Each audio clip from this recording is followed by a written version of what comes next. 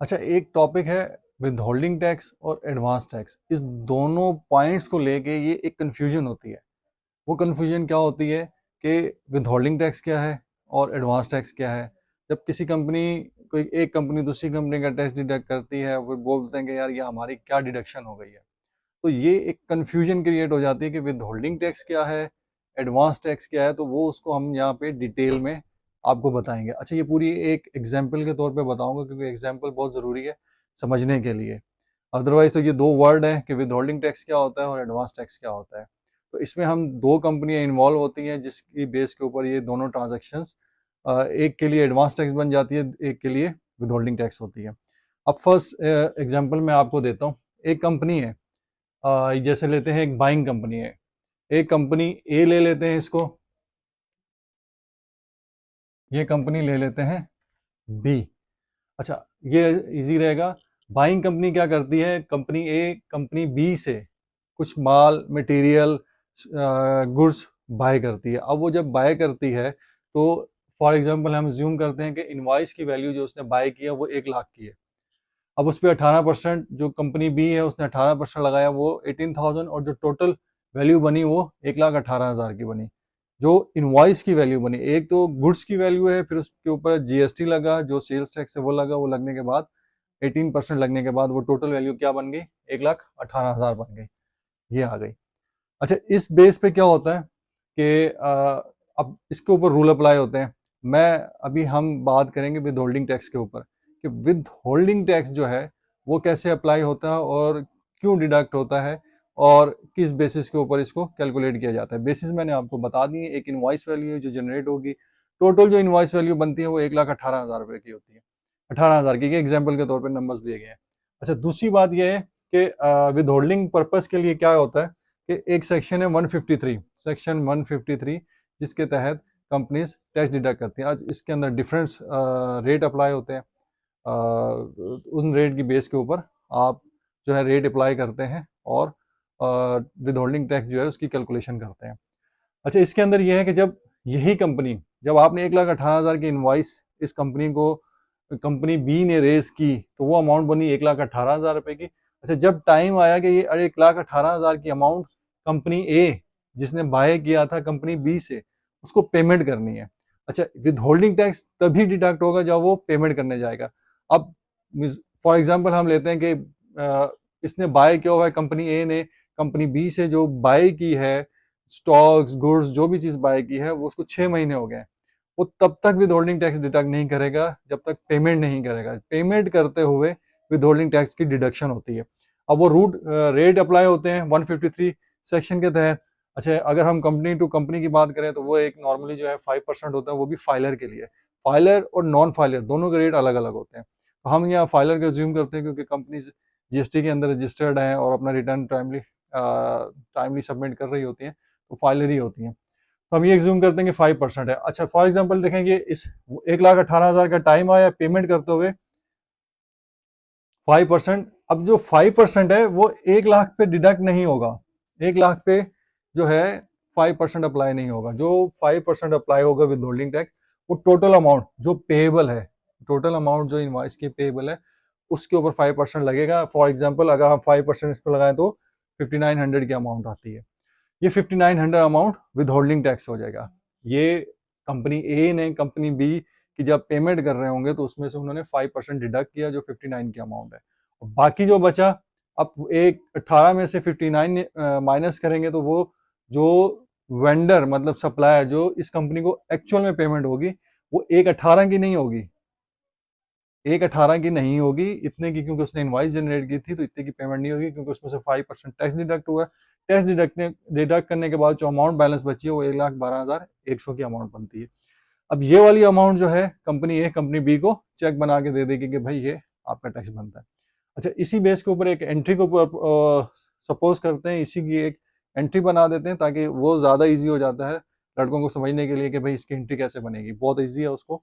अब देखें, जब इसने बाय किया तो वो सिंपल सी है कि उसका स्टॉक गुड्स परचेजेज जो भी हो वो डेबिट हो गई। फिर डेबिट क्या किया, सेल टैक्स उसने डेबिट कर दिया अपना, तो ये टोटल अमाउंट बनी 1,18,000 की। फिर क्रेडिट क्या कर दिया, सप्लायर को, अकाउंट पेएबल को, तो ये अकाउंट पेएबल हो जाएगा जो इन्होंने क्रेडिट कर दिया। ये एंट्री उस वक्त की है जब कंपनी ए ने कंपनी बी से गुड्स परचेज की थी। अच्छा, दूसरा जब सेकंड एंट्री ये होगी तो जब यही कंपनी ए कंपनी बी को पेमेंट करेगी तो उस वक्त क्या एंट्री रिकॉर्ड करेगी। यही सिंपल है, जैसे इसने यहाँ पे क्रेडिट किया हुआ था 1,18,000 से, ये यहाँ पे पेमेंट करते हुए पूरी अमाउंट से सप्लायर को डेबिट कर देगा। पेमेंट कितनी कर रहे थे इसको हम, 1,12,000। चेक कितने का बना या कैश जो भी ट्रांजेक्शन हुई हम उसको दे 1,12,000 रुपए। लेकिन यहाँ हम क्या कर रहे हैं कि जब सप्लायर की पेमेंट रिकॉर्ड कर रहे हैं तो हम 1,12,000 नहीं कर रहे, हम 1,18,000 से उसका लेजर को डेबिट क्रेडिट को जीरो कर रहे हैं। जो बाकी एंट्री आती हैं वो क्या होती है, क्रेडिट क्या करेंगे, विद होल्डिंग टैक्स। जो हमने यहाँ टैक्स विद होल्ड किया था वो यहाँ क्रेडिट होगा और बैंक क्रेडिट हो गया। अच्छा, इसमें जो विद हेल्ड हम कर रहे हैं, अब इसका ये होता है कि जितनी भी कंपनियां टैक्स वगैरह जब पेमेंट कर रही होती है तो वो टैक्स विद हेल्ड कर रही होती है। जैसे उन्होंने यहाँ विद हेल्ड किया तो ये पूरी एंट्री जो है इसकी दोबारा एक एंट्री बनेगी, लेकिन ये एक डेबिट क्रेडिट से आपकी एंट्री पूरी हो जाती है। अब 1,12,000 यहाँ देखें, ये 1,12,000 और यहाँ पे हम 1,12,000 ये सप्लायर को चले जाएंगे जिससे हमने कंपनी ए ने जो गुड्स बाई की होती हैं। तो अब जैसे ये 59,000 डिडक्ट हुआ पेमेंट करते हुए, तो ये एक बहुत ज़रूरी है कि जब भी आप किसी का विद होल्डिंग टैक्स डिडक्ट करते हैं तो उसको 15 दिन के अंदर अंदर गवर्नमेंट को सबमिट करवाना होता है। अच्छा, इसके लिए ये होता है कि कंपनी ए, इसके लिए तो ये हो गया, ये वाली जो अमाउंट है ये विद होल्डिंग टैक्स हो गई। यही सेम अमाउंट कंपनी बी के लिए एडवांस टैक्स हो जाएगी। अब ये दोनों वर्ड दोनों डिफरेंट है, ट्रांजैक्शन एक ही हो रही है लेकिन वर्डिंग डिफरेंट है। कंपनी ए के लिए ये विदहोल्डिंग टैक्स हो जाएगा क्योंकि उसने उसका इनवॉइस में से जो भी टैक्स की परसेंटेज है उसको विदहोल्ड किया, और यही अमाउंट जो कंपनी ए है उसके लिए ये एडवांस टैक्स हो जाएगा। अभी मैंने विदहोल्ड टैक्स की पूरी कैलकुलेशन और ट्रांजैक्शन पूरी बता दी है किस तरीके से होता है, और जो कंपनी बाय कर रही होती है वो जब पेमेंट कर रही होती है तो टैक्स विदहेल्ड कर रही होती है, और जो टैक्स विदहेल्ड हो रहा होता है जिस कंपनी का, वही विदहोल्डिंग टैक्स दूसरी कंपनी का एडवांस टैक्स हो रहा होता है। अच्छा, इसी की एक एग्जांपल दोबारा हम लेते हैं, इसकी जब सेलिंग कंपनी है, इसी चीज को एंट्रीज को रिकंसाइल करते हुए चलते हैं कि कंपनी ए ने तो अपनी ट्रांजैक्शन कर ली, अब कंपनी बी की तरफ आते हैं जो सेलिंग कंपनी जिसने अपनी गुड्स सेल की है कंपनी ए को। जब इसने सेल की होंगी तो आपको पता है कि सेल्स जो है हमेशा जब आप रिकॉर्ड करते हैं तो क्रेडिट होती है। उसने 1,00,000 की गुड्स सेल की, 18% जीएसटी दिया, ठीक है, वो आपका सेल्स क्रेडिट होगी, सेल्स टैक्स क्रेडिट हो गया, और अकाउंट रिसीवेबल आपका टोटल से 1,18,000 से ये हो गया डेबिट। अब ये अमाउंट और ये अमाउंट हो गई आपकी सेम। इसके लिए transactions as a supplier record होंगी, ये अपने पास ट्रांजैक्शन एज अ डेटर या अकाउंट रिसीवेबल के तौर पर अपने पास रिकॉर्ड कर रहे होंगे। अच्छा, यहाँ पे 1,18,000 की दोनों के पास ट्रांजैक्शन कंप्लीट हो गई, उसने अपने हिसाब से की, सेलिंग पर्पज से, इसने परचेजिंग पर्पज के हिसाब से अपने पास रिकॉर्ड की। अब दूसरा पॉइंट आता है कि ये तो होगा सेल के टाइम पे। अब जब यही कंपनी, जब इसने ये 1,12,000 की पेमेंट की कंपनी बी को, तो वो अब इस टाइम पे जब ये रिसीव करेगा पेमेंट जब 1,12,000 की, तो वो क्या करेगा, अपने बैंक को डेबिट करेगा, बैंक को 1,12,000 से, क्योंकि 1,12,000 का ही चेक उसको मिला है, और यहाँ के बैंक को भी वो 1,12,000 से ही करेगा, 1,18,000 से कर नहीं सकता वो, वरना बैंक रिकंसिलेशन में उसको मसला आएगा और एंट्री मतलब पूरी ट्रांजैक्शंस खराब हो जाएंगी।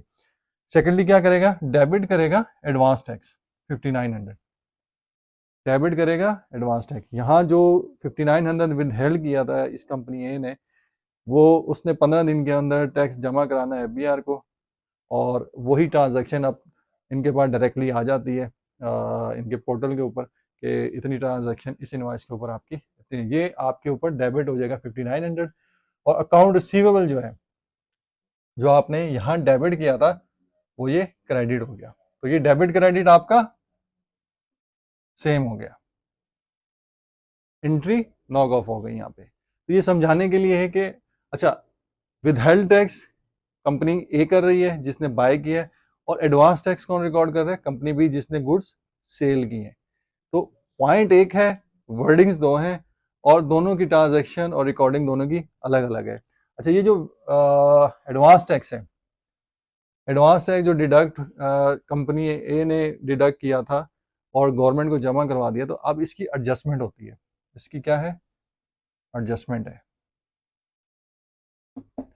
एडजस्टमेंट कैसे होगी?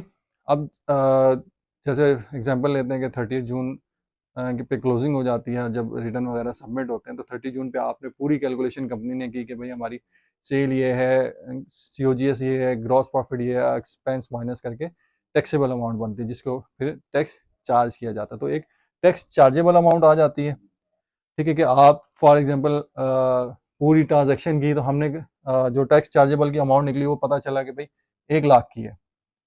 कंपनी बी ने 1 लाख टैक्स की मद में, इनकम टैक्स की मद में जमा कराना है। अब इसके बाद आ जाती है एडजस्टमेंट आ जाती है। एडजस्टमेंट डिफरेंट टाइप की होती है, लेकिन हम पॉइंट पे रहते हुए ये बता देते हैं कि जैसे फॉर एग्जांपल कंपनी ए ने कंपनी बी के 5900 जो टैक्स विद हेल्ड किया था, इसका एडवांस टैक्स था, तो इसकी ट्रांजैक्शन वो जो कंपनी बी का टैक्स पेएबल में था उसमें से ये लेस हो जाएगा एडवांस टैक्स। वो लेस होने के बाद फिर आपकी नेट लाइबिलिटी होगी जो जमा करानी होगी। तो जितने भी एडवांस टैक्स वगैरह जो होते हैं वो टैक्स पेएबल के अंदर से एडजस्ट होते हैं और नेट लाइबिलिटी सामने आती है, तो वो पेएबल होती है। तो समझाने का बड़ा इजी फार्मूला है विद होल्डिंग टैक्स के अंदर। मेरे ख्याल में अभी जो है इतनी कैलकुलेशंस और डिटेल के अंदर कोई कंफ्यूजन नहीं रहेगी कि विद हेल्ड टैक्स क्या होता है, विद होल्डिंग टैक्स जिसे कहते हैं, और एडवांस टैक्स क्या होता है। तो दोनों जो चीज़ें हैं अलग अलग हैं, लेकिन पैरामीटर्स सेम ही है। कंपनी ए के लिए जो कंपनी किसी दूसरी कंपनी को पेमेंट कर रही होगी, तो वो उसकी पेमेंट में से जो भी जो सेक्शन अप्लाई होता है, जो रेट अप्लाई होता है, वो उस जितनी भी टोटल अमाउंट के ऊपर वो टैक्स रेट अप्लाई करके टैक्स विदहेल्ड कर लेंगे और बैंक को एफबीआर में जमा करवा देंगे 15 दिन के अंदर अंदर।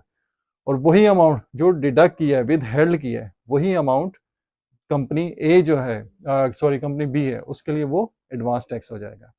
एडवांस विदहेल्ड टैक्स और एडवांस टैक्स बड़ी सिंपली आपको बता दिया गया कि किसके लिए विदहोल्डिंग टैक्स है और किसके लिए एडवांस टैक्स। और advance tax company, advance tax assets होता है किसी भी कंपनी का हो, या तो एग्जांपल ए बी की दी है मैंने, तो बी कंपनी जिसका कंपनी ए के भी टैक्स दूसरी कंपनी डिडक्ट करती होंगे, और वो इनके लिए जो है एडवांस टैक्स होता होगा। और जो मींस एसेट्स होता है, एसेट साइज पे इसको रिकॉर्ड किया जाता है, और जब आपका रिटर्न सबमिट हो रहा होता है तो आपकी जो फाइनल लाइबिलिटी होती है उसमें से एडवांस टैक्स को एडजस्ट किया जाता है और फिर नेट लाइबिलिटी आपको देनी पड़ती है। तो ये बड़ा सिंपल सा फार्मूला है जो आपको बता दिया गया है।